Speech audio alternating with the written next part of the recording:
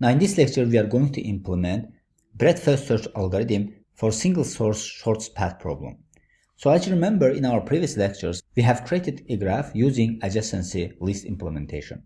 So in this graph, we have added several methods, which are add undirected edge and BFS traversal and DFS traversal and topological sort.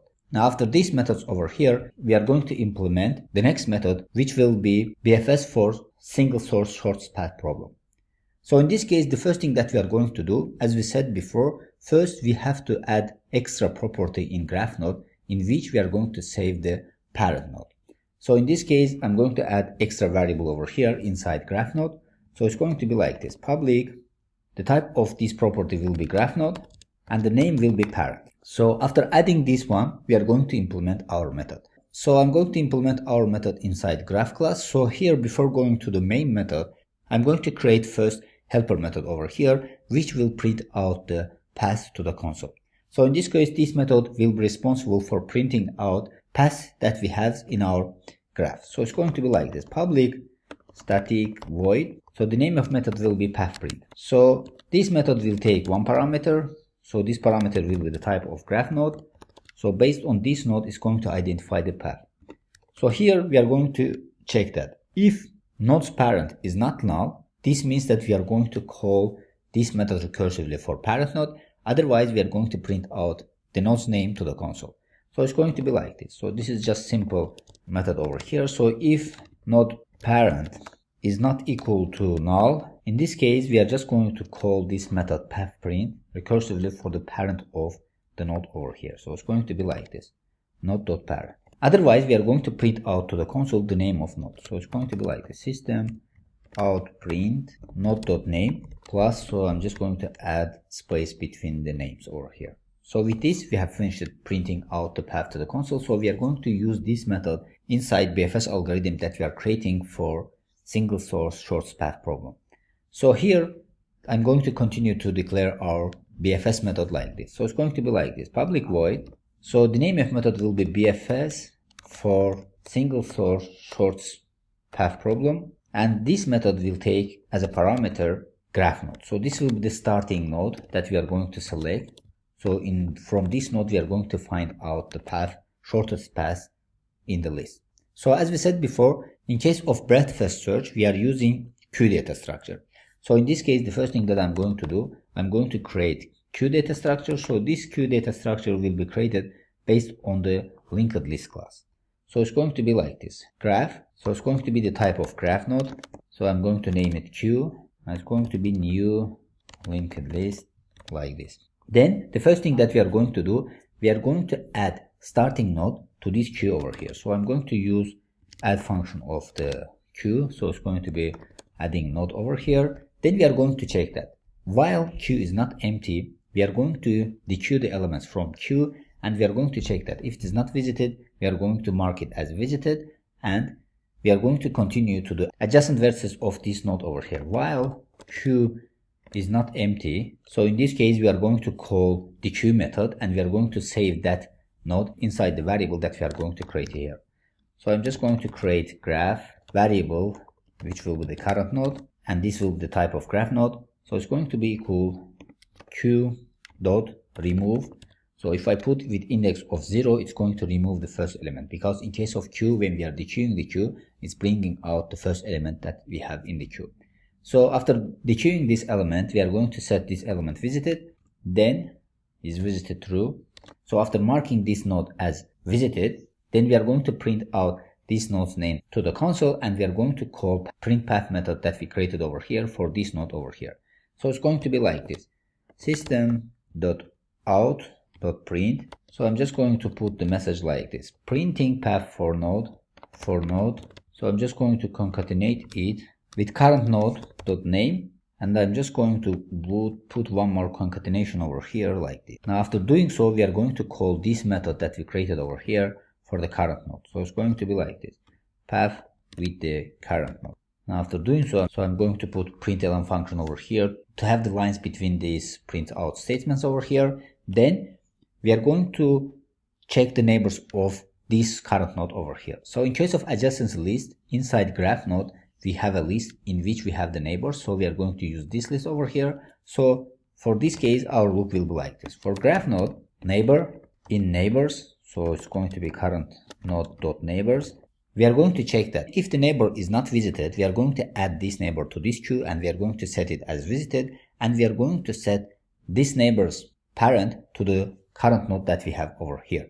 So it's going to be like this. If neighbor is not visited, so I'm just going to copy paste from here to here, is visited, then in this case we are going to add this neighbor to the queue. So it's going to be like this, add neighbor, then we are going to set neighbor is visited to true, and we are going to set neighbor's parent to the current node. So as we discussed, so when we are discussing the algorithm of BFS for single source short path problem, we have said that we have additional step over here in which we are setting the adjacent vertices parent to the current node. So in this case, it's going to be current node. So with this, we are keeping the track of the path over here.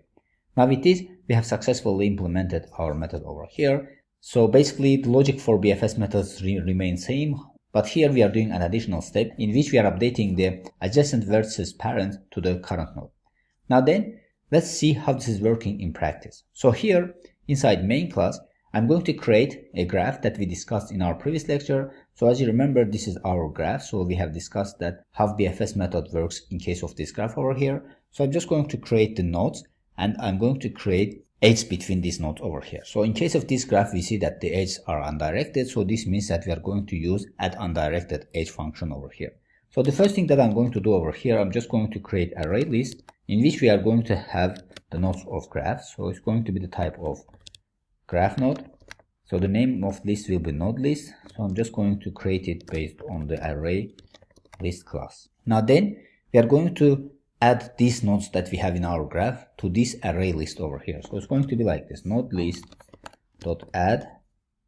So each time we are going to add the graph node type. So it's going to be new graph node with the name of A. So the first one is A and the index starts from 0. So I'm just going to copy it from here and pass it over here 7 times, because in this case we have 7 nodes in our graph. So it's going to be like this. So the first graph node is A with the index of 0, then the second one is B with the index of 1, then the third one is C with the index of 2, then fourth one is D with the index of 3, then fifth one is E with the index of 4, and sixth one is F with the index of 5, and last one is G with the index of 6. Now after creating this node list, we are going to create a graph based on this node list over here. So we are going to use graph class.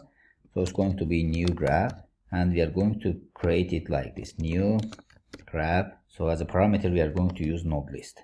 Then we are going to use add undirected edge for adding all edges to this graph over here. So it's going to be like this, new graph, add undirected edge. So we are going to put as a parameter the indexes of this node over here. So the first edge is from A to B and from B to A. So it's going to be A's index is 0 and B's index is 1. So it's going to be like this.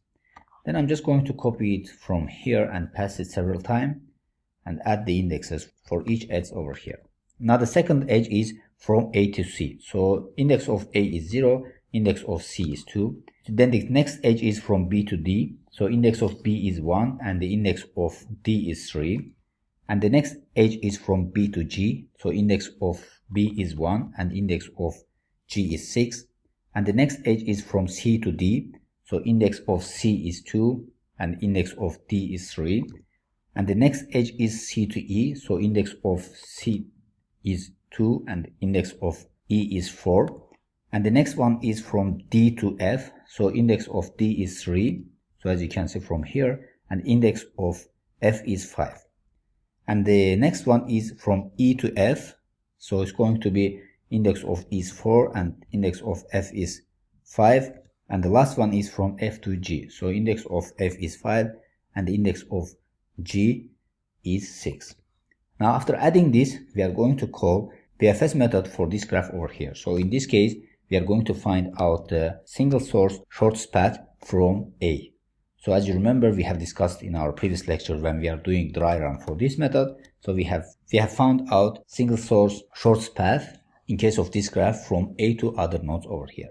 So in this case, I'm going to use the node A. So that's why I'm just going to access the node list and use the index of A over here. So if I put index of 0 over here, it's going to get the node A from this node list over here. Now after finishing this, if I run our code, now after running our code, you see that the output is printing out to the console like this. So from A to A, we have only one way, so it shows A. So from A to B, we can go A to B, and from A to C, we can go A to C. For example, the shortest path to the F, we have to go to A, B, D, F. So as you remember, we have discussed this path in case of this graph over here. Now from A to E, we can go A, C, E. So this is how the shortest path look like in case of this graph if we start from the node of A. Now with this, we have come to the end of this lecture. So in this lecture, we have implemented breadth-first search algorithm for single source shortest path problem in case of adjacency list. Now in the next lecture, we are going to implement breadth-first search algorithm for single source shortest path problem in case of adjacency matrix. So see you in the next lecture.